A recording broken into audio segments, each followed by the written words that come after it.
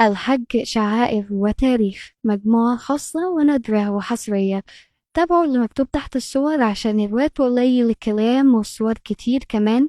هنجيبها على أجزاء، هنشوف فيها الحجاز، هنشوف فيها المملكة السعودية، هنشوف أماكن تمت إزالتها للتوسعة وأماكن تم إزالتها لأسباب سياسية ودينية. كده خلص الكلام، تابعونا فما زال لدينا المزيد.